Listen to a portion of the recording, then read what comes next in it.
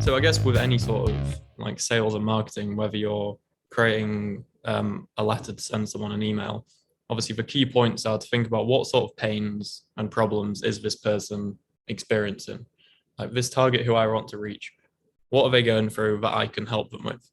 So we work back from there.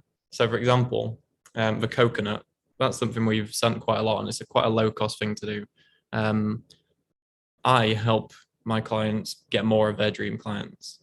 So my message with that is getting new clients your toughest nut to crack. You'd be nuts not to give me a call. You're listening to the Sales Today podcast, and I'm your host, Fred Copestake. On this podcast, we explore how sales professionals can develop a modern approach to winning business, the application of virtual selling techniques, how to create meaningful business relationships, and much more. Why not take our free collaborative selling scorecard to see how your sales approach suits today's environment? You'll find a link in the show notes. And welcome to this episode of the Sales Today podcast, where I'm delighted to be joined by Louis Stanford, who is the founder of The Mailman. So The Mailman is all about, Louis is all about getting business or getting meetings with dream clients. That's what you do, isn't it, Louis? Yeah, essentially the businesses who you'd love to work with, who'd be worth the most, but are the hardest to get through to typically. Brilliant. So welcome. Thanks for coming on, and we're going to share some different ideas, because I think it's fair to say, looking at your LinkedIn profile, that you're not a fan of boring techniques, shall we say? Yeah, definitely. Yeah, and I'm sure we'll come to a few different things that we've done for ourselves, for our clients, a few other stories of people I know. But it is all about doing things differently, having fun with your sales outreach, with your marketing, rather than just doing the bland sort of corporate stuff that people don't really enjoy to receive or to produce. I mean, there is loads of advice on LinkedIn about that traditional prospecting. I mean, we could spend hours and hours and hours talking about all that sort of stuff, but I mean, I suspect you don't really want to, and I don't really want to. In this, it's not that it's not important. There is a space, but that's not what this episode's about. So why do you think it is so important to have that kind of alternative, or that kind of go-to, more fun, less bland corporate alternative?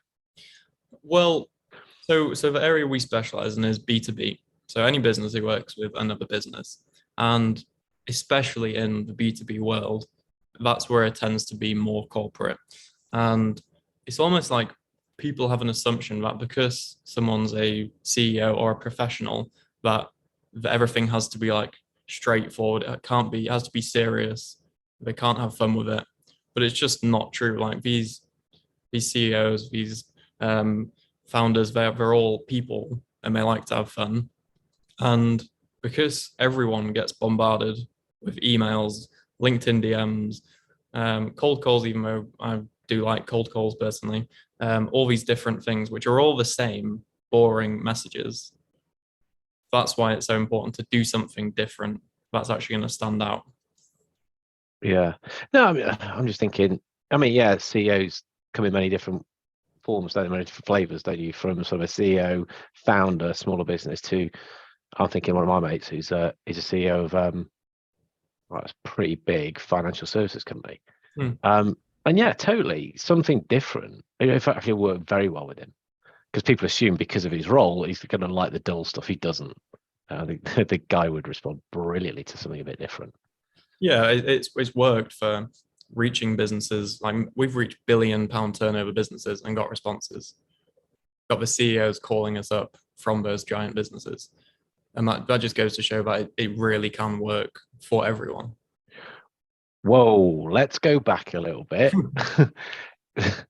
CEO calling you up. Yeah, that's the outcome.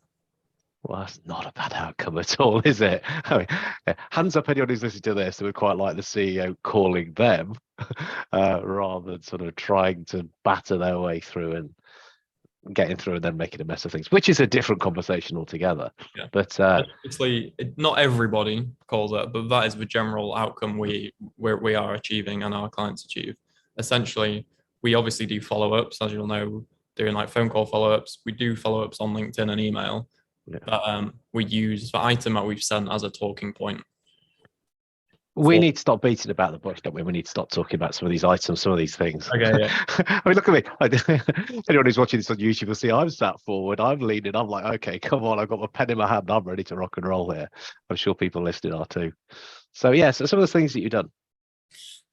Well, if I just said all the items, you'd think like, what the fuck, what the fuck is the message behind these items? Honestly, we've Go on, said. give us a bit of a shopping I'll list give for a you some start. examples, and Yeah. yeah, I can get into after like how we come up with the ideas, and so Yeah. anyone listening can try do it themselves. But we've sent fake right arms, literally a life-sized right arm. We've sent coconuts. We've sent horses' head masks. We frequently send giant A3 cartoons, which work really, really well. What have we got? I've got like a shelf of some random things. I've got a foot over there, like a fake foot. I've got a piggy bank, which is tied to a chair. That's we don't actually send that, we send a photo of that. But essentially, you get the picture. If you imagine receiving anything like this through the post to your door and thinking like, first of all, you think, what the fuck is going on? Who has sent me this? Yeah. That's, Who sent me a foot? yeah, exactly, yeah. Yeah, I've got some like negative stories I can share after. Of well, in fact, so one of them, someone I don't know who it was. I've just heard it through the grapevine, I guess. But someone had sent headache tablets taped to the top of a letter, but they'd been crushed in a post. So people got this mysterious white powder through a door with a message along the lines of like helping them to relax and de-stress. Well, that could go wrong on so many ways, couldn't it? Yeah, what's the white Yeah. powder? And there was this thing at one stage, wasn't there, where people were sending sort of poison, was it ricin or stuff like that about as well? So it's like, yeah. Oh wow, yeah. Yeah, it's like, But, yeah. Actually, I quite like that. I quite like the just crushing it before I even send it, just for a giggle. But yeah. I mean, look, they can backfire, but you give us that list. But before you gave the list, you said there's a reason why we're sending those particular items. Mm. We've kind of worked it through and kind of imagined that's why this is going to work. So kind of what's that process look like? Yeah. So I guess with any sort of like sales and marketing, whether you're creating a letter to send someone an email, obviously the key points are to think about what sort of pains and problems is this person experiencing. Like this target who I want to reach, what are they going through that I can help them with? So we work back from there. So for example, the coconut, that's something we've sent quite a lot, and it's quite a low cost thing to do. I help my clients get more of their dream clients. So my message with that is getting new clients your toughest nut to crack. You'd be nuts not to give me a call. And that's just something slightly different, but like anyone could use that technically and change is getting new clients to, is finding your new talent for a recruitment agency, like whatever it might be. So all of those ideas generally come with they're along the lines of the pain that you are solving or the outcome that you produce. The only variation is like the foot or the arm. The arm, so it's a right arm, and my note says I'd give my right arm to have a meeting with you. So we'd send that as a follow-up item generally. So let's say we've sent the coconut, no one responded, we haven't heard back. We send an arm saying, I sent you a coconut 2 weeks ago. Clearly that wasn't compelling enough. I'm so certain I can help that I'd give my right arm to have a meeting with you.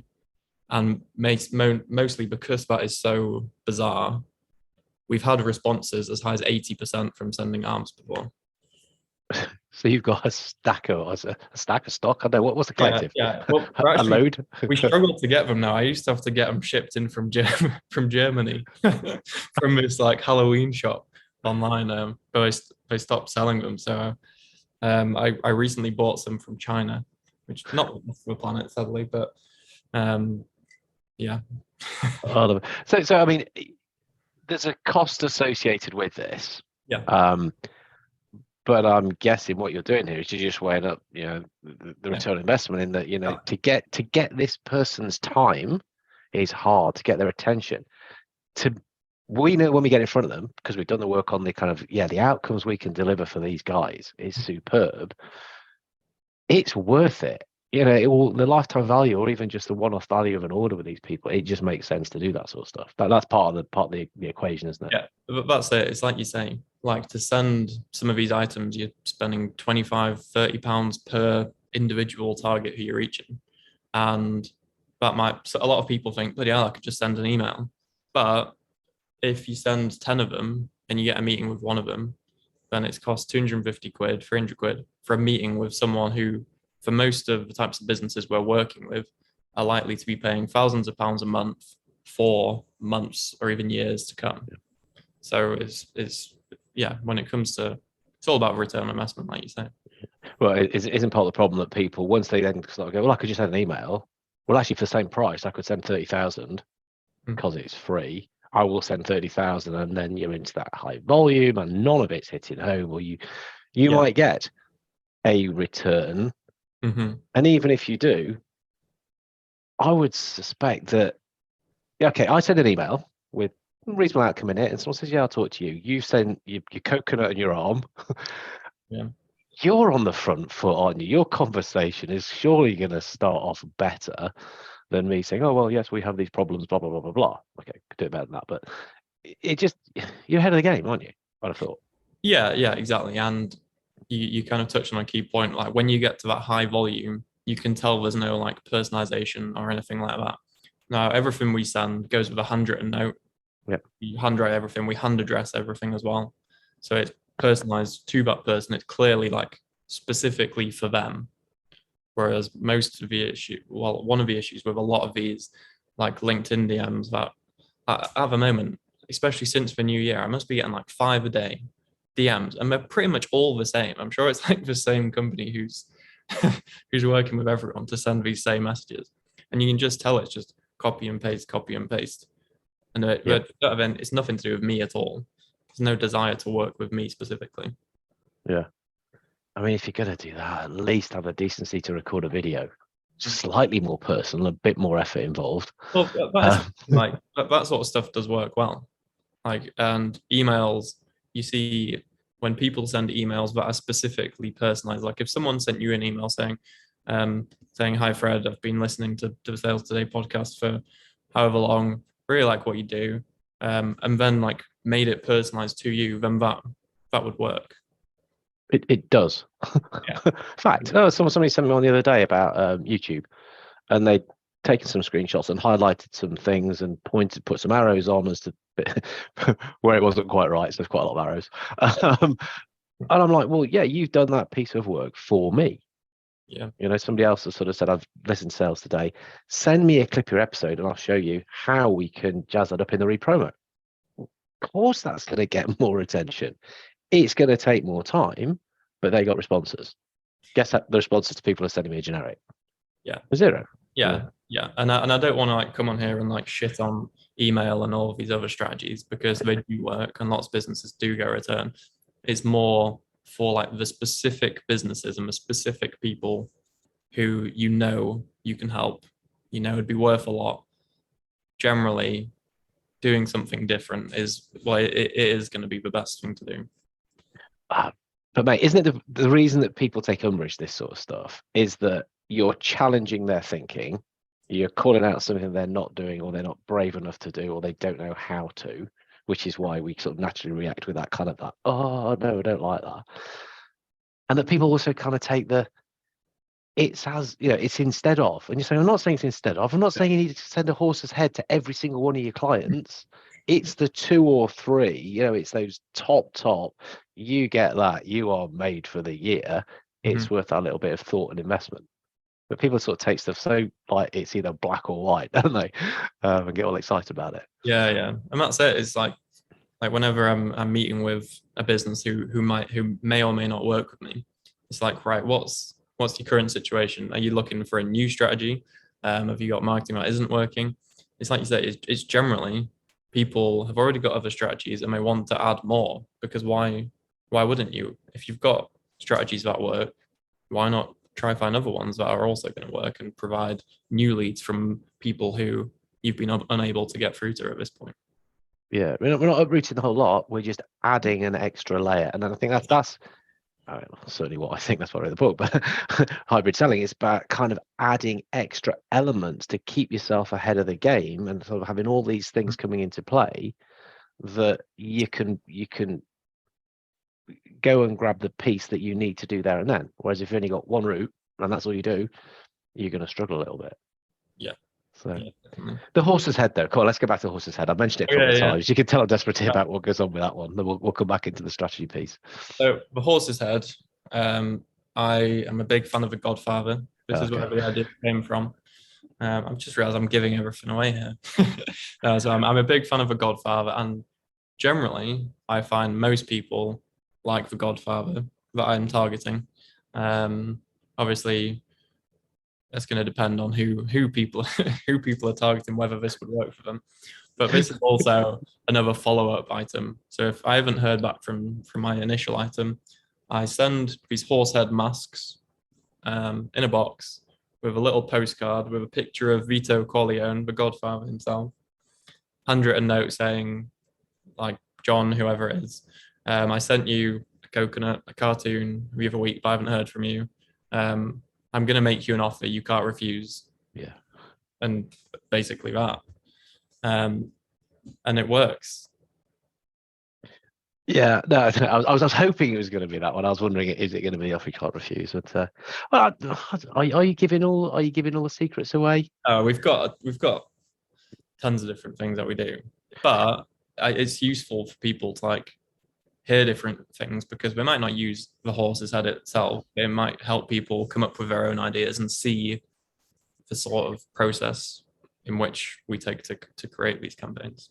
Yeah, and then that's what strikes me, that you're not giving away. You're just kind of emphasizing that you can do very, very well, is that you have the process of thinking, which actually a good salesperson should have anyway. But what are the outcomes these people are looking for? What problems are we trying to solve here? How can we shine a light on that? We shine a light on it by saying, hey, Mr. Customer, I think you've got this problem. Now that will be a bloody good email for a start. Not all are like that, are they? Yeah, that's true. But what you're saying is, well, we can take it to another level to make it grab the attention so well. Yeah. That you've got the setup, you've got the props, you've got I'd love to see your warehouse. You've got the stuff there, you've got the ability to send this stuff out at a lower cost than I probably could. Mm-hmm. But you've got that experience of somebody saying, right, I think I'm going to do this. I might rush off and go, it's a really good idea for me to try and sign up this Italian company by sending them a horse's head and making a mafia reference. And you would like just look back at me and go, well, in our experience, Fred, maybe not that one. Yeah. There's a better way to do it. Send them some melted ice cream or something, or I don't know. Yeah, and then you go, not that either, Fred. Leave that creativity to us. But that's what you bring to it. Is that experience? You've done it. You've got the results, and you can guide people to get their results that they're after faster. Yeah, exactly. And also, it's just that a lot of people don't have the time to do this themselves. They've got other things that they need to be getting on with, client work, business owner work, whatever it may be. And like that's what we're here for ultimately. Our team spends our time doing this. We've also like had our team had trained handwriting and stuff, so everyone's got beautiful handwriting, and just those little touches that make a difference ultimately. Trained in handwriting. Yeah, so I mean, This is cool. So my mum was a head teacher. As a result, she has great handwriting. But we've actually done courses. Like now, my handwriting used to be completely illegible, but now if I do say so myself, my handwriting is very nice.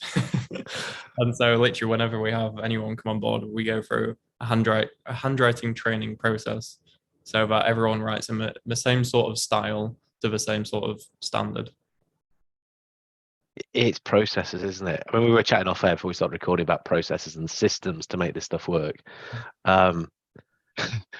I've now got visions of you with like a big long, that maybe it's showing my age, what school used to be like, with a big long ruler. Those meet along wooden rulers with people handwriting when they're getting it wrong, smashing it on the desk and getting closer and closer to the hands. Sorry. It's not too imaginative. You've got me thinking all creative. Yeah. Not your style. Yeah. Ah, nice one. So, I mean, these are pretty cool things that you've sent. What would you say would be the maddest thing, like almost like the riskiest that you know? These you're Okay. pretty used to sending out. You sent it out, and as you put it in the mailbox, you went, "Oh, I what's do that?" I do have one. I do have one. And actually, when I did it, I shared a photo of it on LinkedIn. And within like 24 hours, it had over 100,000 views. But then it too many people had reported it and LinkedIn took it down. So that just Oh, shows like that it is quite risky. So my I was thinking about, so this was for ourselves, and I was thinking, right, um, what problems do businesses have with marketing agencies overall? And it's generally that these marketing agencies, it's when they don't get results, they overpromise and underdeliver. And so I thought, right, how can I like create an interesting way of putting this across? So I sent out cucumbers with a tub of Vaseline with a note to say, with a note to say, sick of being shafted by marketing agencies who get you no results. Give me a call. oh, Uh, yeah. I wonder uh, why LinkedIn didn't really take yeah, to I'm that not one so sure. Yeah. well. But I know exactly why 100,000 people looked at it, and most thought, "Bloody hell, that's great. That's really funny." And then a But couple you get a spoilt it. handful of people who commented saying this is disgusting. This shouldn't be on LinkedIn. We only sent 10 out. We got four responses, three positive, one like saying, do not contact me again. But three responses from sending 10 things out, which cost not very much at all. I think each cost like £10 or so, maybe £15 with postage. Your fingernails as you chewed it, waiting for the Yeah, responses. Yeah, yeah, but yeah, it that- it it works, well, even though it was risky. it is, but again, it's about doing the stuff that fits, isn't it? And if you're saying this stuff works, it's putting your money where your mouth is, or sort of walking the talk, if you like, and saying, "Look, we believe in this stuff. We're really going to go for it." So you've got to be slightly louder, slightly more extravagant, slightly kind of bigger than kind of what you would advise me or a Yeah, client to do. exactly. So we Um, can test different things out. Like I've done campaigns targeting businesses who I cannot even work with myself because I had an idea, like estate agents, for example. I don't work with estate agents. I used to, but then I stopped because we changed some of our targeting a bit. But I created this campaign targeting estate agents, and I just knew it was a good campaign, so I wanted to try it out, and it worked brilliantly. It got like a 35% response rate. Um, but now it means that whenever someone comes to me and says we want to target estate agents, like a new client who's just started this month is doing, I say we've done this campaign.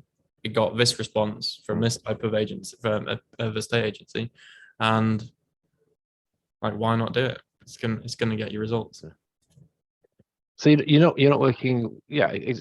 And again, that's the stuff that you've got. You've got that kind of um, all those case studies, all that history of this stuff works. This is better for them. This will go better with them. Who Yeah. is your perfect client then? So my perfect client is a B2B service business. So whether that's someone like a recruitment agency, like a consultancy firm, a software provider like a SaaS company, with between 20 to 200 employees. That's kind of Okay. our ideal client. And why is that? Why is that such a sweet spot for you? They're generally, so in terms of the type of business, those industries, they want to reach other businesses. Generally, they do a lot of outreach of different sorts, whether that's through LinkedIn, email, or cold calling. They might have even tried something along the lines of what we do, but not quite in the same way. They're generally quite open to hearing new ways to get new business.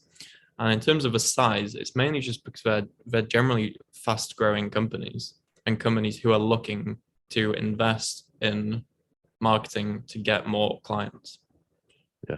And plus they're all high ticket companies that they have clients who have a high lifetime value, and so they're going to get a return from what we do.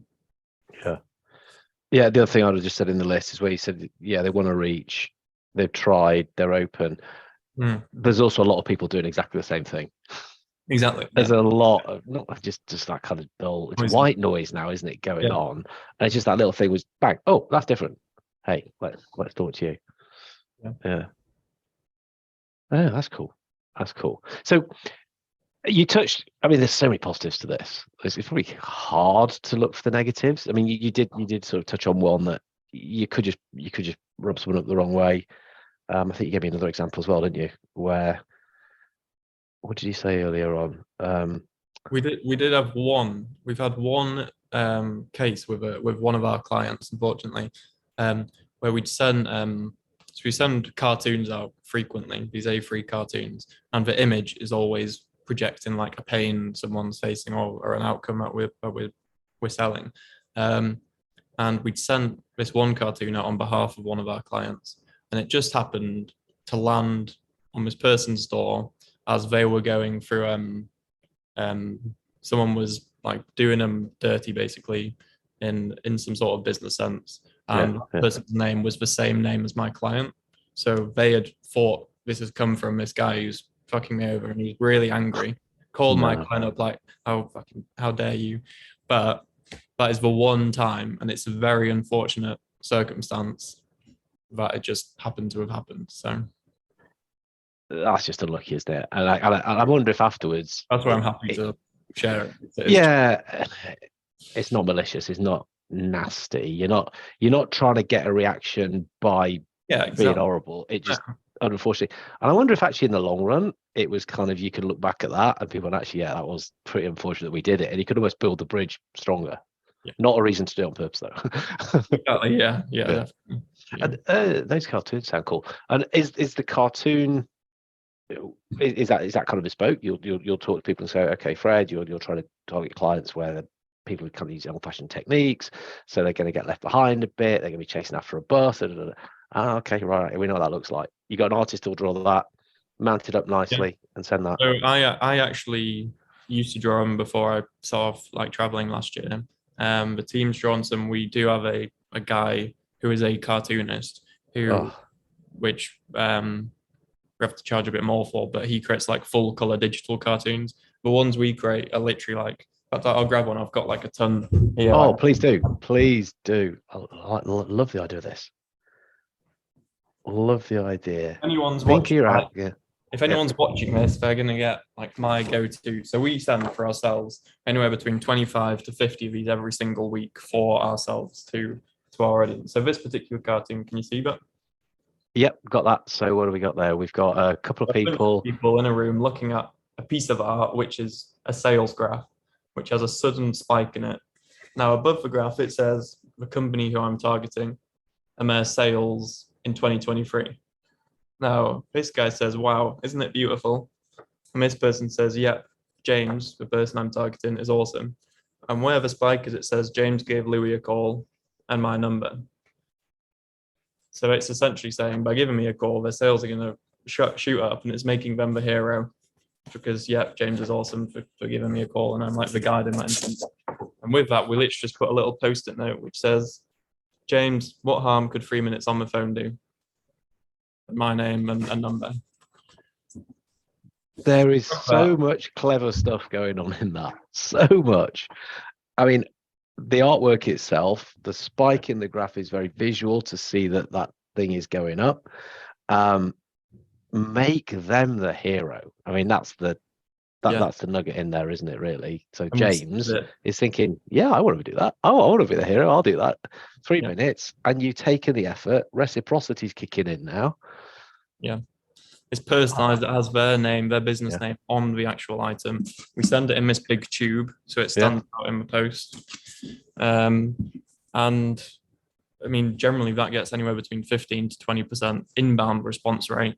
Plus, we follow up on LinkedIn and generally get an extra 5 to 10% on top of that. Oh wow, they're good numbers. Really, really good numbers. Yeah. That is superb. That is superb. I could sit and talk about this stuff all day, but you've been really generous with some of the secrets. With some of the secrets, you've given us some great ideas. You give me some ideas, which is superb because I can't go and do it myself. gonna have to get in touch with you, aren't I? I'm expecting wouldn't it? A cardboard tube in the post in the next Yeah. week or so. Like, oh, what's he doing to me? Uh, But that is so very cool.